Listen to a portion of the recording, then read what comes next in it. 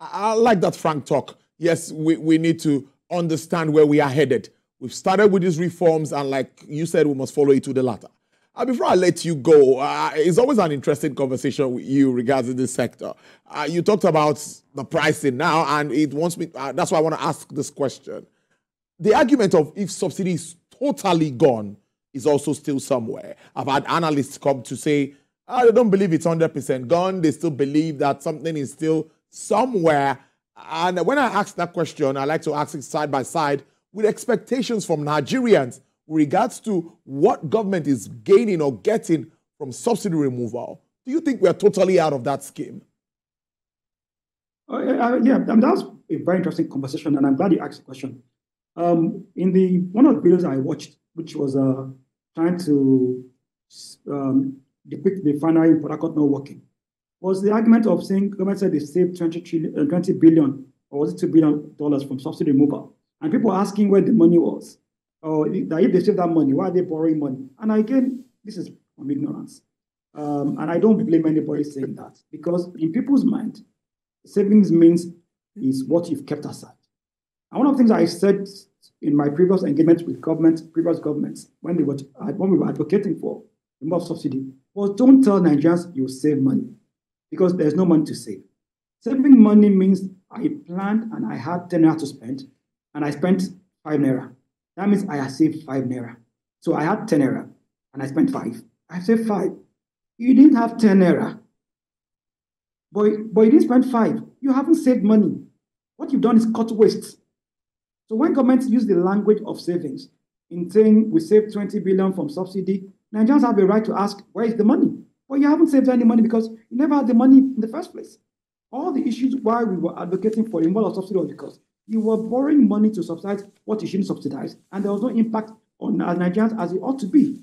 And the argument was, rather than waste money and borrow money to continue what you didn't have, don't use that money and don't borrow money to do it. So that's the savings government refers to. So there's really no money to subsidize something that they never had money to subsidize.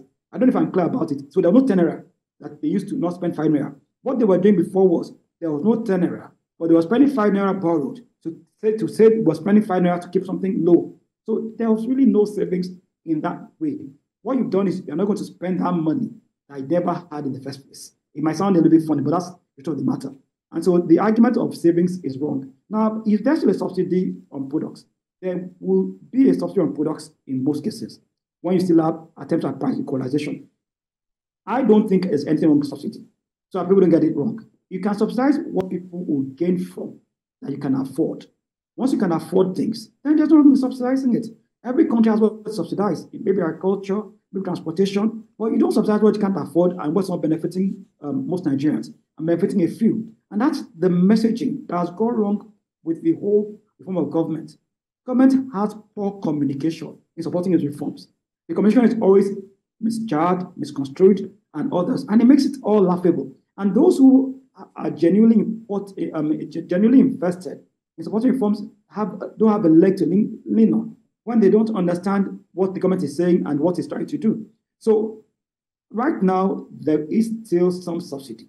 It's very, very reduced. And I'm not a fan of saying everything should be there. But you can't have a weak naira as you have an unstable naira without some subsidies. Until the naira gets to a stage where, as it has been in the last 5 months, has some stability.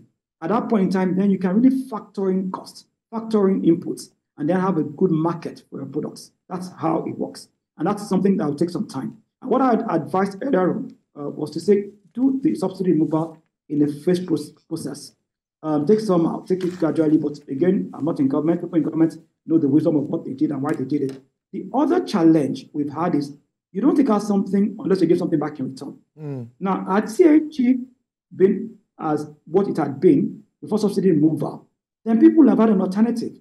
Now, the CNG campaign for many people now seems hurried and rushed. And again, government again is going by that campaign in a very, very unprofessional manner. You're bringing comedians to come and talk about CNG. You're asking people who are not experts in the industry to be your marketing arm of something that is so critical, so volatile, that can impact lives negatively and without any safety contention. What about government demonstration by itself? What about government itself showing the fruit of their cars they converted to CNG? What about some leaders using their cars as examples? What about getting people that are professionals in industry to talk about the whole campaign around it? So your last guest, somebody I respect very much, Mazi Sam said something about the facing of reform process. So reforms can be good, but properly not faced. So had we done all this before we move subsidy, then we won't be chasing the narrative as we're chasing the narrative right now. And there won't be as much distortion in the economy as it is right now. And there might have been more easier way to explain what the aim of government is. And I totally support of the reforms.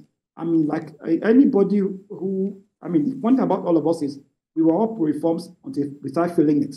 We all said it's not sustainable. We were all part of the campaign saying, look, take out subsidy, reform electricity, unify the naira. We all said it. When you now start betting on all of us, no, you want to kill us. But it's the reality of what we feel and it's human nature. When government again has not properly timed those reforms, it's not communicated well enough, it's not supporting the alternatives. And you can't take something from people, and that's what's missing the whole narrative. Even with fun. Are you there, Mr. Ademola Adigun? Honestly, this is a very interesting conversation. I've been speaking to the Chief Executive Officer of AHA Consultancy. He joined us from Abuja to make sense of issues around refining and, of course, the entire oil and gas industry. I'm sure our viewers got a lot from this conversation to put to note. Thank you so much. Do enjoy the rest of your day.